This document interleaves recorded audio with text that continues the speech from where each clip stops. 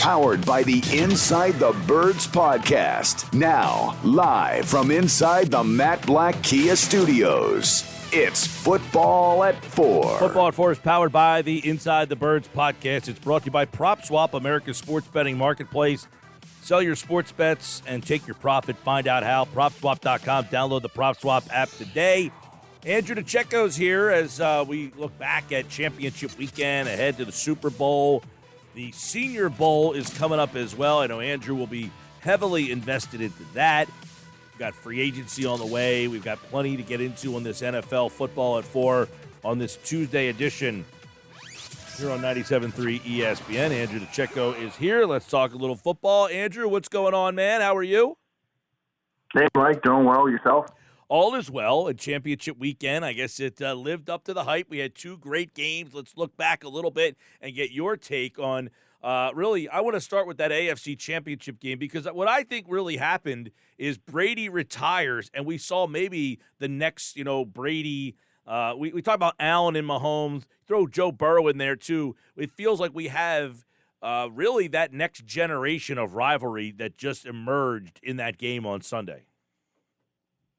Yeah, I mean, that's fair to say. I mean, the last time we spoke, we talked about Joe Burrow entering that elite tier, and I think he really put a stamp on that echelon the other day when he was able to sort of propel his team to beat the mighty Kansas City Chiefs, and he was able to do so with some timely throws, some clutch performance in the fourth quarter of that game, also some timely stops for the defense, and a lot of regression, second half regression from Patrick Mahomes. But you know what? You got to tip your hat to the Cincinnati Bengals, a team that I've been sort of championing this last part of the season there, and someone who I picked to win the division. I really like what they're building there. It's exciting, and I'm happy for the Bengals fans that they're getting to experience this because there's a lot to like about this team. And they really put their best foot forward, and when they really needed it the most on Sunday. Burrow gets a lot of credit for what happened down there, but this is a team that won 2 games 2 years ago, 4 games last year.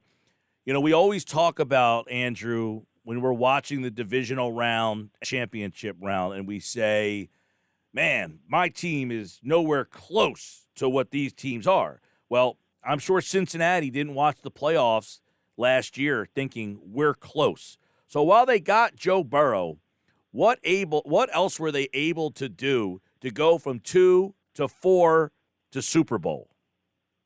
Well, it's also the evolution of Zach Taylor, their head coach, and drafting well and getting the right young components in place, and they really have a cohesive unit, and they've grown from last season. And also Joe Burrow being healthy it plays a large part in getting them to where they are right now. But there's a lot that goes into the stew to making any team successful. And who knows? It could be a one-off year where next year they come back and they don't sniff the playoffs. But right now they have the right synergy and the right formula, and they've really hit their stride at the right time.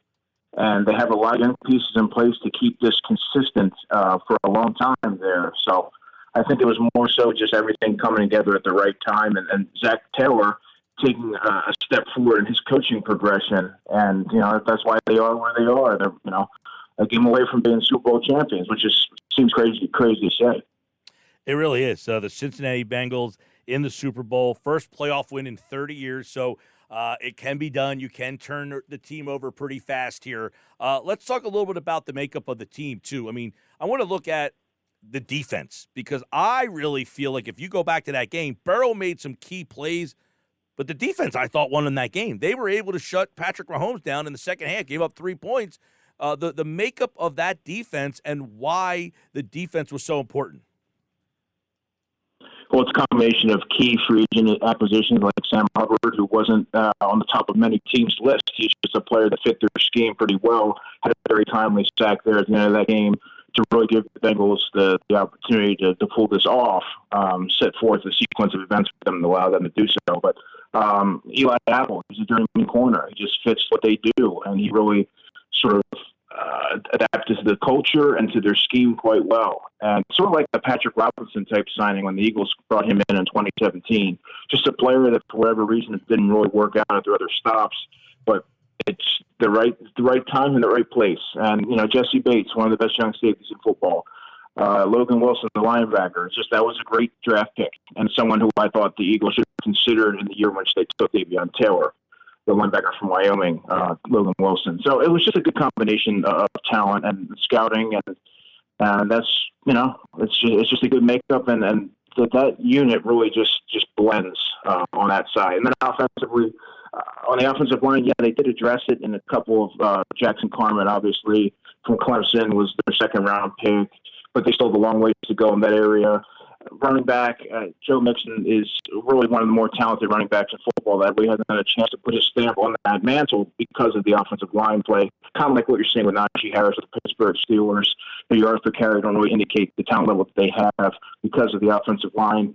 Receivers, they got the best three receivers in football arguably there, and I think Jamar Chase is going to be an all-pro player for years to come. So there's a lot to like with that team, and it's really been built with a lot of young building blocks there, so they're built for sustained success.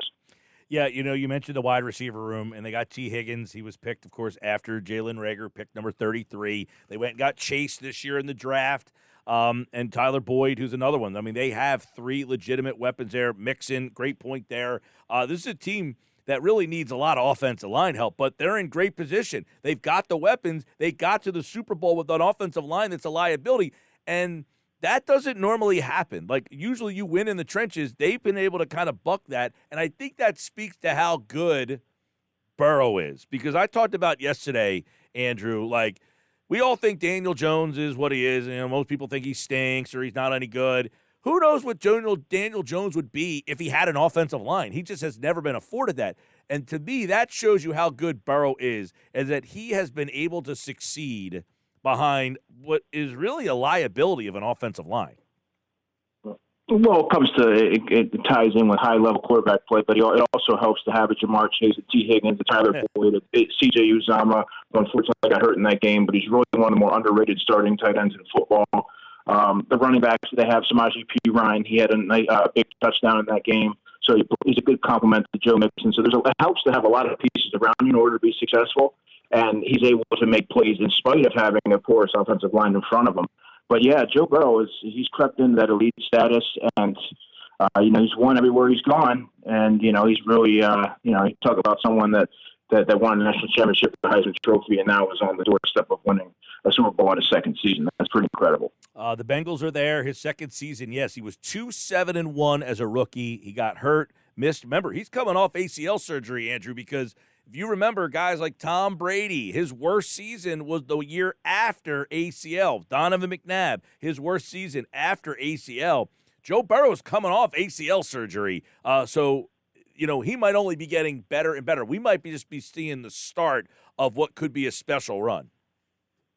Yeah, I think so. And the great thing about what the Bengals currently have from a roster standpoint is that instead of having to, like every other season, well, what about corner? What about safety? What about defensive line? Well, now they can really look at and zero in on the offensive line and allocate a lot of resources to fortifying that area of their team and defensive backs as well. Get some young corners to go there and become building blocks for the future. Like, they can zero in on a couple different areas in which they need to really strengthen, whereas before their roster was just so in flux with so many deficiencies that it's like, where do you start? Now you're able to sort of pinpoint these areas and get it rectified. Yeah, I know that this Bengals team is the one takeaway I had from Wild Card Weekend, which was this Bengals team is here to stay. I think now we just saw Brady retire, and I do want to get thoughts from you on that. I don't know that we'll ever see a Brady. Like, the way I kind of look at it with Brady leaving, it makes me sad because he represents the greatness, chasing greatness, the way that we look at certain teams, like the Niners teams of the 80s. They have a mystique about them because of Montana and Rice, and the Cowboys teams of the 90s. They have the triplets, and the 70s Steelers. Those teams have mystiques. The Patriots have a mystique about them, and it's Brady Belichick. And I don't know that do you feel that Mahomes and the Chiefs or Burrow and the Bengals or Allen and the Bills will ever be able to grow the mystique of a guy like Brady and what he brought to his team and the league? Not to that level. I don't know that we'll ever see anything that comes close to comparing to what we've seen with Tom Brady for 22 seasons. I think he's just the epitome of greatness and that synergy that he and Bill Belichick had, building that dynasty, and then he's able to carry over his success and win on his own with the Tampa Bay Bucks and really thrive in the culture there. His time there was brief, but you can really see based on his closing statement today that his time there was very meaningful, and obviously he won a championship there as well. I don't think we'll ever see greatness quite like what we saw with Tom Brady. And I love watching a player of that caliber, so I'm selfish. I wish I could have seen another season of that, and I thought that maybe we would have, based on his reluctancy to announce anything after you saw the leak over the weekend, and maybe kind of think, maybe there's another season brewing here. But, congrats to him. I have the utmost respect for him, and one of the greatest players to ever play the game. Let's look at the Rams and how they're built and why they're here. This is a team that was kind of all in, all or nothing, right? They went for it. They went to the Super Bowl a couple of years ago with Jared Goff. So they went to get Stafford, not to get to the Super Bowl, to win the Super Bowl. We were here before. We need to get to that next level. We look at how the Bengals were built. How about the Rams and the way that they put this thing together and why they're in this spot? Well, their route to the Super Bowl is very unconventional, but then again, it's hard to argue the results. I mean, they're a team that's making a Super Bowl appearance despite. I don't know that I would build a roster that way. In fact, I can assure you that I certainly wouldn't. That wouldn't be my approach. But you know what?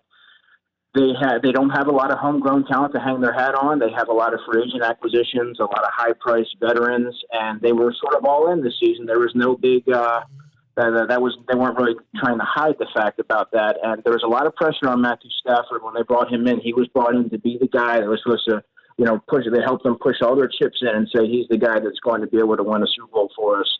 And now there they are. They're there. They're one of the final two teams standing. But this has to be.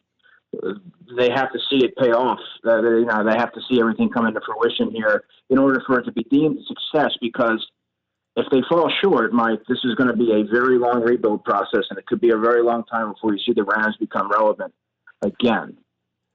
Right, because as many people who listen to Football at 4 and have commented and texted and commented on your commentary and your segments here, you're a build through the draft guy. This is almost, I don't want to say the ultimate, but build through the draft versus build through free agency. Draft be damned. Mm-hmm. Like, this is like, these two philosophies, although the Bengals kind of built their defense through the draft, through free agency. They went out in free agency and got there. But this is, hey, build the team through the draft first. Forget that draft. Let's go out and buy some guys. And now they're meeting up in the Super Bowl. Yeah, well, they haven't had a ton of picks anyway, but that's a whole other story. But that created a domino effect where you're constructing a roster with free agent acquisitions, and that is not the recipe or the remedy for long-term success, right? I've always been a big proponent in building through the draft, adding young building blocks, and sort of free agency really, to me, Mike, should be utilized to add complementary pieces here or there, not really construct your whole roster around that. So I think if you look at around most of the successful teams in the NFL, they really have sound drafting. The Kansas City Chiefs, we talked about them not having a whole lot of blue chip first round guys on their roster, but it's the picks that they are making. They're making them count, and these are the teams that are sort of there when the dust is starting to settle. And I think that's the way to build a roster if you want to be a winning franchise for the foreseeable future. Yeah. Andrew DiCecco, Football for the Rams. Also, this is a team. Cooper Kupp and the impact he has on the offense and what makes what he does so stand out and special. Because I don't know that we have another Cooper Kupp in the league. I think we're watching a guy who's pretty unique in what he does. Well, there's not many things he can't do. He's a very technically savvy route runner. He has good spatial awareness, can win on contested balls.